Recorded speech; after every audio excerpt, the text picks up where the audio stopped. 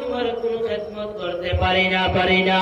ও স্বামী আমার, আমার ছেলেটারে যদি ছেলে হোক বা মেয়ে হোক, তুমি মহাব্বত কইরা কইরা লালন পালন করবা। আমার ছেলেকে স্বামী আমার তুমি কোনো কষ্ট দিবা না। আমার মা বাবা, আমার মা, তোমার মা এমন ভাবে স্বামীর কাছ থেকে বিদায় জানাইয়া, মা যখন হসপিটালের মধ্যে যাইতো, আমার আপনার জন্মের সময় কলস কলস রক্ত বাহির হইত। ও যুবক আল্লাহর গোলাম, যখন মা বাবার কাছে লালন পালন করত, ওই মা আমাকে কত কষ্ট করে করে আমাকে লালন পালন করত। আমার মা যখন খানা খাইতো, আমি মার কুলে পয়সা পয়সা পায়খানা করে দিতাম।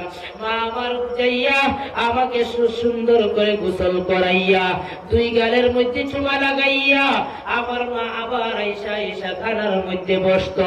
ওরে যুবক